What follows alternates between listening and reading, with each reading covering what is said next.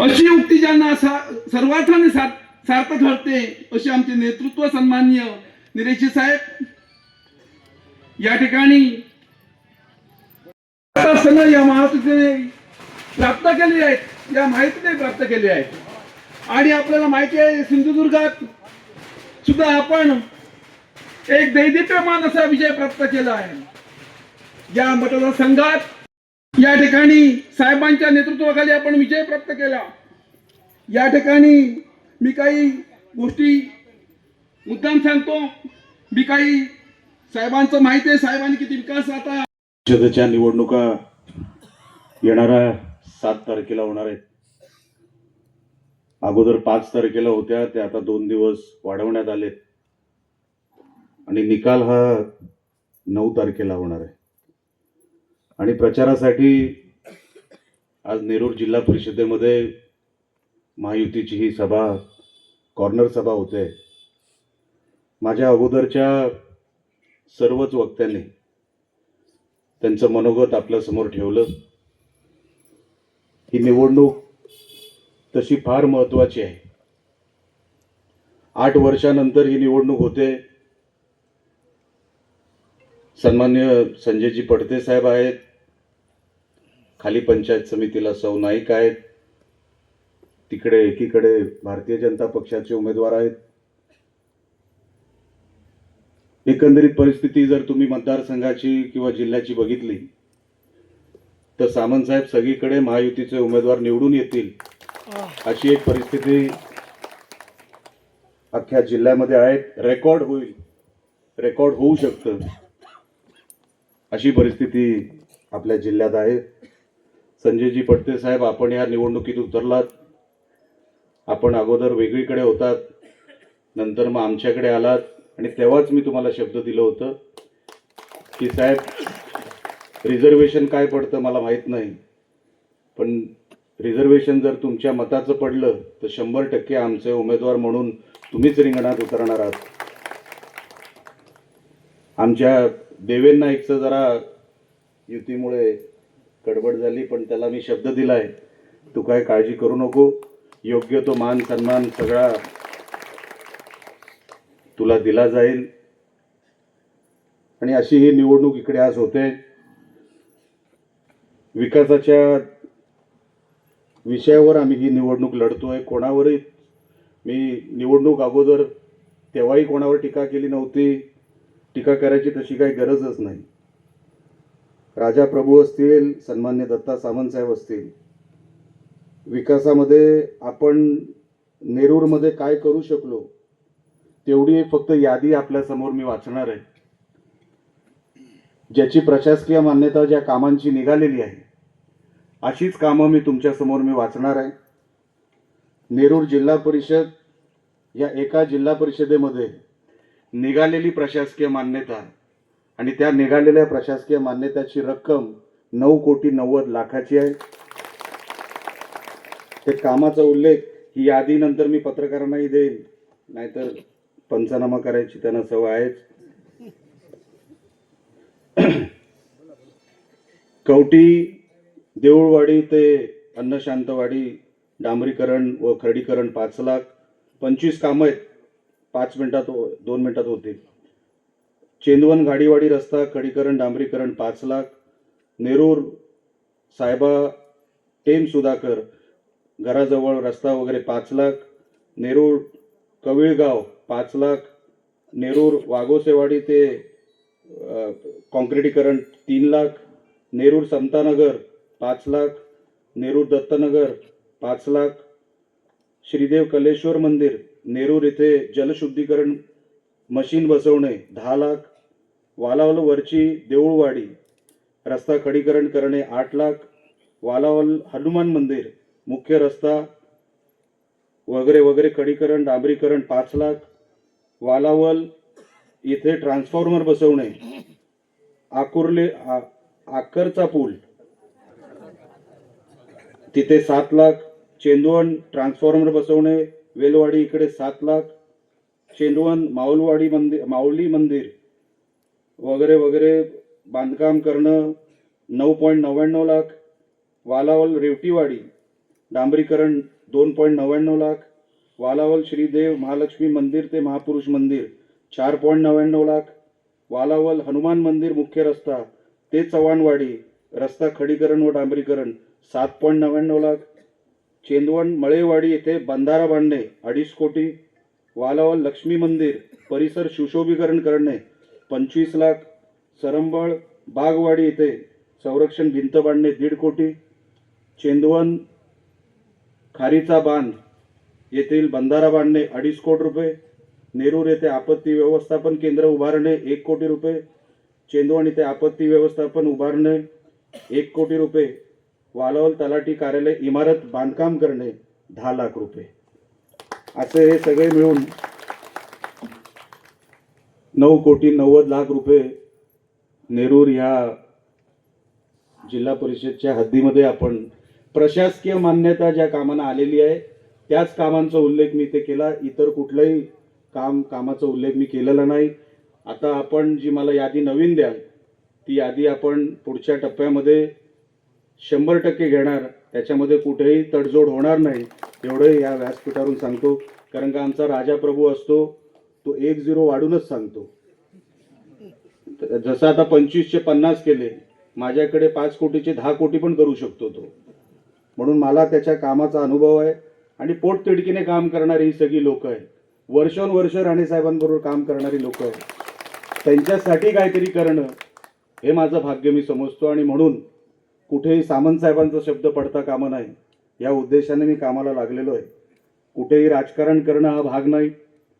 जसा उल्लेख आता कोणीतरी व्यासपीठावरून केला, कुठल्या तरी गावामध्ये आपली ग्रामपंचायत नाही म्हणून मी निधी देणार नाही. हे पूर्वीचे दिवस आता संपले. इथे आमदार आता निलेश राणे आहे. सगळ्यांना न्याय मिळणार, कुठेही कोण वंचित राहणार नाही. कुठलीही वाडी माझ्याकडे नाही म्हणून मी वंचित ठेवणार नाही. जसं राजा प्रभू 10 वर्ष वंचित राहिले तसं आता ह्या मतदारसंघात कुठलीच वाडी कुठलंच गाव वंचित राहणार नाही एवढं या व्यासपीठावरून सांगतो. आमच्या उमेदवाराला, आमच्या सगळ्या उमेदवारांना आपण निवडून द्यावं ही विनंती करतो. कारण का समोर मला वाटतं कुठलाच पक्ष नाही. उमेदवार कुठल्या पक्षाचा आहे माहीत नाही. तो स्वतः कुठे उभा आहे माहीत नाही. तो उद्या कुठे जाईल तेही माहीत नाही. तो निवडून आल्यानंतर करेल काय हेही माहीत नाही. निवडणुकीला पैसे देणार कोण हेही माहीत नाही. तो सगळ्यांकडून पैसे घेणार एवढं त्याला माहिती आहे. कारण का पडते साहेब, कॉन्टॅक्ट होतो ना, मी फॉर्म भरलाय तुझपासून. अरे तू भरला कशाला? मग नाही भरायचा. नाही पण कुठेतरी भरलं पाहिजे, नाहीतर मग कुठेतरी मीटर चालणार नाही. विचार करा, एकीकडे पडते साहेबांसारखा अनुभवी एक उमेदवार आहे, त्यांच्या मागे आम्ही सगळे उभे आहोत. भारतीय जनता पक्ष उभी आहे, आमची शिवसेना उभी आहे, राष्ट्रवादी आहे, सगळ्या पार्टींचा पाठिंबा त्यांना आहे. आणि समोर जो उमेदवार आहे त्यांना नेमका पाठिंबा कोणाचा आहे हे ते उघड सांगूच शकत नाही. त्यांनी जर सांगितलं तर ते संध्याकाळी आम्हाला फोनच करू शकत नाही. आता विनायक राऊत कदाचित तिकडे आलेत, मला असं कळलंय, बरोबर आहे ना, त्यांच्या प्रचारासाठी आलेत. मला माहिती आहे ते संध्याकाळी मला फोन करून काय सांगणार पडते साहेब. साहेब मी बोलवलं नव्हतं, स्वतःहून आले ते. तुमचा शिष्य होता का तो? होता ना, म्हणजे पूर्वी होता ना. म्हणजे शिष्य आता तपासून घ्या तुम्ही साहेब. असा शिष्य चालेल कधी पण, तसा शिष्य नाही चालणार. म्हणजे मॅनेजमेंट करणारा कधी मतदारसंघ सांभाळू शकत नाही. मतदारसंघ सांभाळण्यासाठी मागे कोणाची तरी ताकद लागते. आम्ही हे सगळे पैसे जे तुमच्यासमोर जाहीर केले ते एकट्या निलेश राणेची मेहनत नाही, त्याच्यामध्ये आमच्या शिंदे साहेबांची मेहनत आहे, आमच्या फडणवीस साहेबांची मेहनत आहे, आमच्या पालकमंत्र्यांची मेहनत आहे, आमच्या खासदार राणे साहेबांची मेहनत आहे. या सगळ्यांची मेहनत एकत्र करून हा आम्ही निधी आणू शकलो. कुठून निधी आणणार ही लोक? अगोदरच 8 वर्षानंतर निवडणुका होत आहेत. 8 वर्षानंतर पडते साहेबांना चांगलं माहिती आहे, त्यांना अनुभव आहे. प्रशासनाकडे 8 वर्ष जिल्हा परिषद होती म्हणजे त्या तिजोरीत आता काय राहिलंय तिथपासून आता सुरुवात करावं लागेल. जिल्हा परिषद संस्था ही काय लहान संस्था समजू नका. आमचा जो आमदार निधी असतो ना, आम्हाला जो खर्च पाडायचा असतो, आम्हाला जो खर्च द्यायचा असतो, तो डीपीओ कडे द्यायचा असतो. डीपीओ वर्ग करतो कुठे? जिल्हा परिषदेला. आम्हाला 2 वर्षाची मुदत नाही खर्च करायची, जिल्हा परिषदेला 2 वर्षाची मुदत आहे. एवढी महत्वाची संस्था कोणालाही तिथे जाऊन समजणार नाही. तिथे बसलं फक्त मी कुठेतरी निवडून आलो म्हणून मला तिकडे प्रशासन कळेल, एवढं सोपं नसतं जिल्हा परिषदमध्ये. आता आमचे खेबुडकर साहेब म्हणून बसलेत, बरोबर आहे सीओ साहेब, कुडाळकर साहेब आपण पण होतं. आता खेबुडकर साहेब ज्या बॅच मधून निवडून म्हणजे ज्या बॅच मध्ये ते IAS ऑफिसर झाले ते उद्या मुंबईचे कमिशनर सुद्धा होऊ शकतात, ते मंत्रालयामध्ये चीफ सेक्रेटरी सुद्धा होऊ शकतात, ते प्रिन्सिपल सेक्रेटरी सुद्धा होऊ शकतात. एवढं त्यांच्या त्या बॅचला किंमत आहे सिनियरिटी प्रमाणे. आता तिथे पडते साहेबच बोलू शकतात, समोरचा काय बोलणार? साहेब अमुक अमुक झालंय. खेबुडकर साहेब अतिशय चांगले अधिकारी, उत्तम अधिकारी, पण तिथे बोलण्याचं काम कोण करू शकतं? कुठे काय अडलं नडलं, आमदार साहेब जरा बघून घ्या, आम्ही बघून घेणार. हा निधी आणणार कुठून समोरचा, हा माझ्या समोर प्रश्न पडलाय. आपण निवडणुकीला का उभं राहतो? माझं घर चालावं म्हणून नाही, मला लोकांची घरं चालवायची आहेत. लोकांना कुठेतरी चांगलं त्याच्यातून फायदा झाला पाहिजे. अहो निलेश राणे एकदा खासदार झाला होता, परत कशाला? नाही, मला या लोकांचे ऋण फेडायचे. ज्यांनी माझ्या वडिलांना मुख्यमंत्री केलं, ज्यांनी माझ्या भावाला मंत्री केलं, ज्यांनी मला आमदार खासदार केलं, त्या लोकांचे ऋण नाही फेडायचे तर मग कोणाचे फेडायचे? म्हणून आम्ही निवडणुकीत उतरलो. मला माझं घर चालवायला, मला निवडणुकीत उतरायचं आहे, ही भावनाच कुठेतरी संपली पाहिजे. आणि ती भावना जर संपवायची असेल, तो विषय जर संपवायचा असेल तर पडते साहेब निवडून आले पाहिजे. कोणाला तरी घर चालवण्यासाठी ती जिल्हा परिषद नाही, कोणाचा उदरनिर्वाह म्हणून ती जिल्हा परिषद नाही. आपण कोण आहे, मी कोणाच्या बाजूने उभा आहे सांगणारा कोणतरी पुरुष पाहिजे किंवा महिला पाहिजे. की मी अमुक अमुक पक्षाचा आहे, मी अपक्ष आहे, मी सगळ्यांचा आहे, एवढं तरी सांगून टाक.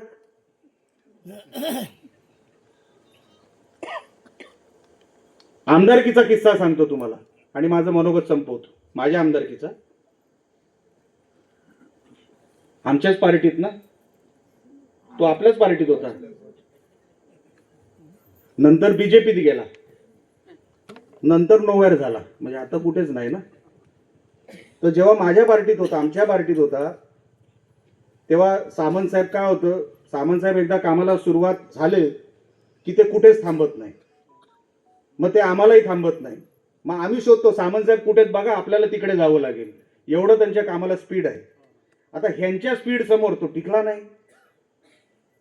मग आमच्या अगोदर शिवसेनेत गेला होता म्हणून गेला रत्नागिरीला. साहेब माझं काहीतरी बघून घ्या, ह्यांची स्पीड खूप आहे, मी कुठे काय करायचं, माझं काय म्हणजे कळलं ना, माझं काय. मग तिकडे आमचे सामंत साहेब आहेत, त्यांनी समजून सांगितलं, नाही नाही तुला निलेश राणे आणि दत्ता सामंत बरोबर काम करावं लागेल, तू काय आता गडबड करू नको. तरी काय नाही, तरी दुकान बंद. मग कधी सामंत साहेब बोलतायत, कधी मी बोलतोय. मला काय पाहिजे काय? आता चेहऱ्यावरच गांधीजी दिसत होते, तरी मी विचारायचं धाडस केलं, मला पाहिजे काय? साहेब आता तुम्हीच बघून घ्या, आता मी काय बोलणार.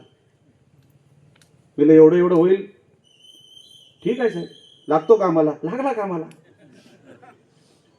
म्हणजे अशी लोक जर जिल्हा परिषदेमध्ये गेली, ते आताचे जे रस्ते, ज्याचा उल्लेख आता कुडाळकर साहेबांनी केला आणि ज्याचा उल्लेख आता 9,90,00,000 मी केला, ते मीटर घेऊन इथे उभे राहतील, टोल लावतील, स्वतःचा टोल लावेल. आता मी सदस्य, तो दुर्दैवाने होणार नाहीच, म्हणजे सुदैवाने होणार नाहीच, पण जर चुकून झाला कुठेही तर इथे स्वतःचा टॅक्स लावेल, कारण का त्यांना स्वतःचं काहीतरी चालवायचं आहे. त्यांची निष्ठा कोणाशीच नाहीये. हा माणूस बघा पडते साहेब, मला या माणसाचं खरोखरच कौतुक आहे. हा माणूस घरी जरी बसला असता ना तरी कोण बोलणार काय नव्हतं. का हा जनसेवेत आला हो परत माणूस? घरात एवढी मोठी ट्रॅजेडी झाली, आमच्यासारखा असता तो उठलाच नसता. खिडकीच्या बाहेर सुद्धा बघू शकत नव्हता. असा माणूस परत प्रवाहात आला. हा 24 तास जेवढं निलेश राणे आणि दत्ता सामंत साहेब काम करत नाही ना तेवढं संजय पडते काम करतात, लक्षात ठेवा. आम्ही नाही काम करू शकत त्यांच्यासारखं, आम्ही नाही फिरू शकत त्यांच्यासारखं. अहो त्यांचं कौतुक एवढं की आम्हाला जिथे दौरा असतो ना आमचा, आत्ता पण मी व्यासपीठावर बसलो होतो. उद्या कुठे चाललं? पावशीला. किती वाजता आहे? म्हणजे तिकडेही कुठे काय संजय पडते काय करू शकतील का नाही ह्याचं नियोजन ते रात्री करणार. त्यांना त्यांचा मतदारसंघ सोडून जाता येणार नाही. आयुष्यातलं फार मोठं एक बॅड पॅच त्यांच्या नशिबात आलं. बघा माणूस परत उभा राहिला, जनसेवेत लागला. माणूस कुठेतरी उभा राहतो पण कुठेतरी व्यवसायात जातो. हा माणूस तुमच्यासाठी परत प्रवाहात आला, परत मतदारसंघामध्ये सक्रिय झाला. अशी माणसं मिळत नाही हो, अशी मेहनत करणारी माणसं मिळत नाही. त्यांनी आयुष्यामध्ये काय कमवलं असेल मला चांगलं माहिती आहे. त्या माणसाला जर कमवायचंच त्यांनी ठरवलं असतं ना फार कमवून ठेवलं असतं. राणे साहेबांची अत्यंत जवळची लोकही त्यांना कमवायचंच असतं ना कधीच फार कमवून ठेवलं असतं. पण त्यांनी लोक कमवली, माणसं कमवली. कुठेही त्यांनी असं बघितलं नाही की इकडे जर मी असं केलं तर माझं आर्थिक नुकसान होईल. आर्थिक नुकसान वगैरे संजय पडतेना कधी कळलंच नाही. आणि म्हणून हा लोकसंग्रह जो त्यांच्या मागे आम्ही नेहमी बघतो तो असाच उभा राहत नाही. खूप वर्षाची कष्ट आहेत, अनेक केसेस अंगावर घेतलेले आहेत, अनेक कुटुंब सांभाळलेले आहेत. असा कुटुंब प्रमुख या नेरूर जिल्हा परिषदेला लागणार हो. आपण इतर कोणाचा विचार करू नका. ह्यांना तुम्हाला देण्यासारखं काही नाही, ते काही देऊ शकत नाही. देणारं व्यासपीठ कुठे? ते इकडे हे व्यासपीठ आहे. तुम्ही अजिबात काळजी करू नका विकास कामांची. पडते साहेब आमच्या राणे साहेबांबरोबर ज्यांनी काम केलं तर त्यांचा आदर आज जसं आम्ही सामंत साहेबांचा करतो की सामंत साहेब माझ्या वडिलांबरोबर राणे साहेबांबरोबर इतके वर्ष राहिली, तसेच संजय पडते साहेब आहेत. कुठेही त्यांचा शब्द खाली पडू देणार नाही. तुम्ही एक संधी आमच्या संजय पडते साहेबांना द्या, आमच्या सौ नाईकांना द्या आणि तिकडे आमच्या भारतीय जनता पक्षाच्या उमेदवारांना द्या. एवढीच फक्त विनंती करण्यासाठी आपल्यासमोर मी इथे आलो. लांब लचक भाषण करणार नाही. उमेदवारांचा फरक आम्ही तुम्हाला सांगितलेला आहे. विकास कामं कोण देऊ शकतो? पालकमंत्री परवा येऊन गेले. पालकमंत्री आता उद्या डीपीडीसी लावतील. पडते साहेब जे म्हणतील ते काम त्यांना मिळणार, जे म्हणतील ते. आणि हे फक्त तुमच्या तोंडावरती सांगत नाही पडते साहेब, तुमचा अधिकार आहे, तुमचा हक्क आहे. तुम्ही तसे राहिलात, लोकांमध्ये राहिलात, तो आदर आम्हाला तुमच्याबद्दल आहे. म्हणून आम्हाला ते करावं लागणार आणि आम्ही ते करणार. मी मनापासून तुम्हाला शुभेच्छा देतो. सगळ्या आमच्या उमेदवारांना शुभेच्छा देतो.